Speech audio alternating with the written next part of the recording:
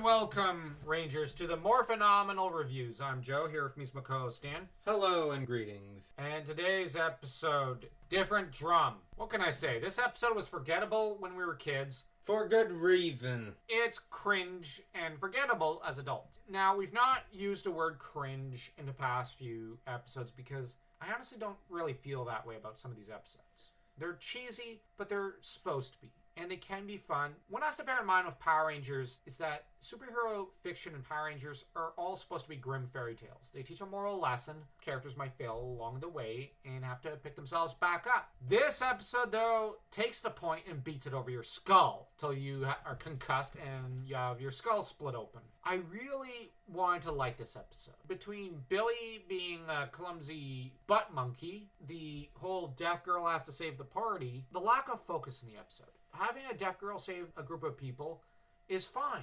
No, there are similar episodes in later seasons, but they end up perfecting the formula by then. Here, it's just not fun. It's boring, and you're left going, what's the focus? What's going on to an extent? Then you have the fact that the weapon combo thing is introduced a little too abruptly and almost without any intro. I don't think it did have an intro, though, in hindsight. This is the first episode that does it. This episode should have been better. Not every Power Ranger season can be Lost Galaxies or even Mighty Morphin Power Rangers Season 2 or the Power Rangers movie. They can't all be that good. Or even Green with Evil, which is a really good storyline. This is just not a fun one.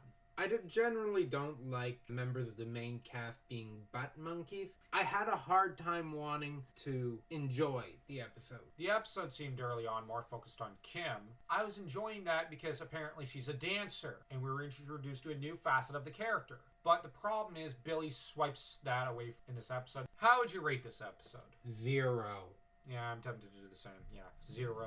Now, this time we're not going to do it episode by episode. We're just going to skim through all the episodes that kind of stand between the episodes we did see and Green with Evil, because these can all be crammed into the same review. 10 episodes or so, but we're going to do it. Food Fight basically is about the Rangers trying to raise money for charity for a local daycare and preschool. Which is a lot better than the charity episode before. Yeah, but then it devolves into a food fight and then a battle with one of Rita's monsters. Big Sisters involves mischievous little girl who keeps pulling pranks till Trini and Kim have to rescue her. This episode's interesting in that Kim and Trini finally get a bit of a sisterly episode where they have to work together, although there's no conflict between the characters yet. That comes in a later episode. Aye Guy. Billy teaches a kid an Aye Guy. Nothing can be really said about that episode, except that it's not as good as the later one that had Billy actually falling in love and having to rescue her. I actually kind of like those Knight in Shining Armor stories. And I do like it when it kind of works both ways to an extent, because essentially, in quite a few episodes in Season 1, Kim rescues Tommy. We nearly skipped For Whom the Bell Tolls. This doll episode is actually kind of interesting. The characters have to show off a talent at school, in class. The teacher, Mrs. Appleby, who's going to become a recurring character, and a rather charming one already, is not exactly keen on some of the students, because some of the students really didn't think about what talent or interest they were going to show off. Some, like Trini, won her appreciation. Trini is apparently a doll collector of rare and fine dolls, which is an interesting characteristic. We haven't seen this side of Trini up till that point. She has this very girlish side to her. And it does show a hobby of one of the Rangers, because she's a passionate collector. And this really humanizes Trini. As much as Trini is into martial arts, it shows that she has a life outside of that. Yeah. Jason really loves his martial arts. And Kim shows off her gymnastics, which causes her teacher to kind of panic and really feel uncomfortable, because Kim starts showing off, and you can see Mrs. Appleby wanting to say, get down from there, but she can't. When Billy shows his science project, though, which he says, oh, I just did this in a day or two, just for fun. And I'm going to show you how the lava pours out of a volcano, and then I'm going to go into detail explaining why this happens and whatnot. It's interesting that Appleby actually gets excited about that. This episode does show what Billy and Trini do at home. Billy, no surprise, is a science whiz who spends all his time working on science projects. Then you got Trini, who's a collector. From what I've seen, she also cooks pretty well. well. So overall, we've got an amount of understanding of how Trini kind of operates. Happy Birthday Zach is basically about the gang wanting to throw a surprise party for Zach, and Zach is a little miffed when he thinks they forgot, only for Rita to prepare her own surprise when she sicks the nasty night on him, and Zach has to fight for his life.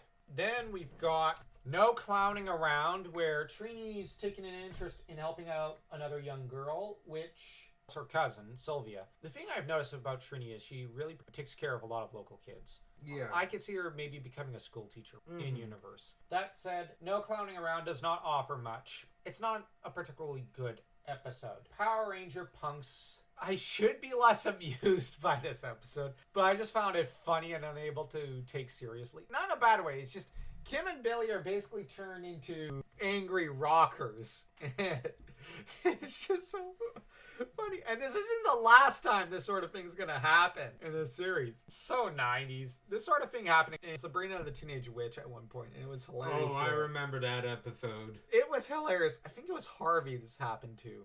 Oh, yes. Man. I'm sorry. I should not like this episode, but I actually do. As for Peace, Love, and Woo, Billy has to protect and save the girl he has a crush on. She's not a brilliant actress, I'll be honest. This episode, though, while the acting is a little stilted, not gonna lie, guys, it is. On a plot level, it's interesting because in a season 2 episode, we have Adam who goes through something similar and is shy about asking girls out in season 2. Whereas in season 1, it's Billy. Later, Billy becomes just the biggest chick magnet in Power Rangers history. Dude goes for girls like some people go for shirts or some girls go for shoes. Honestly, I actually find this one of the funniest traits Billy has.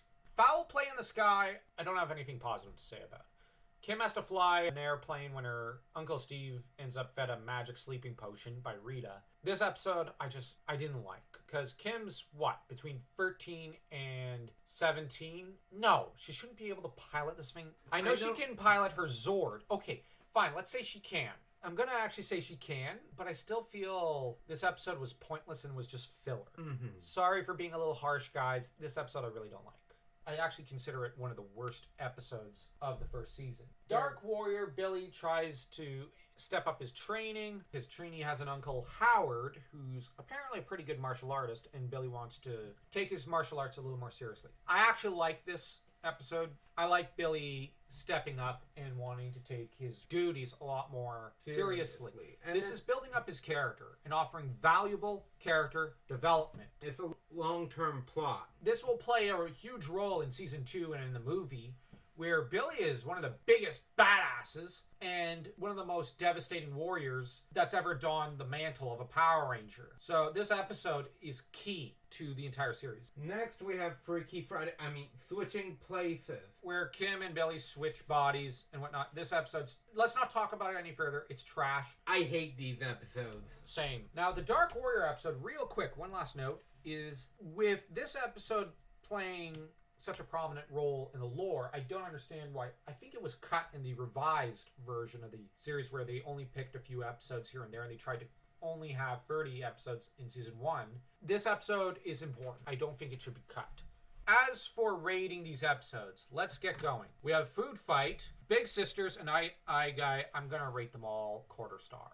Agreed. They're not very interesting or fun. For Whom the Bell Tolls and Happy Birthday Zach, I will actually argue these are both 2s. Yeah. They actually are fun, and they add. Although For Whom the Bell Tolls, the boss there, he's not as good, but I like the episode for what it gives us in terms of Trini and Billy for characterization. No Clowning Around is a 0. Power Ranger Punks, I'm gonna say is a 2. Yeah. Peace, Love, and Woo, I'm gonna say is still a 1 though. The episode's a little stilted. Yeah, one and a quarter. We see Billy being the stud. Yes. Billy the stud. I love it. Foul Play in the Sky, I'm going to say is a 0 for me.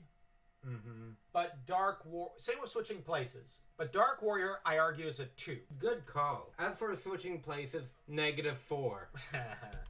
So, yeah, that's all we've got to say about these episodes. For some of these episodes, I half expected at the end of the episode for He-Man to come in and give a lecture. Yeah. Actually, they did have some of those at the end of the episode with the Rangers giving a moral lesson. I hate that Netflix and some of the DVD copies over the years have neglected them. I actually liked it when Yeah. they included those.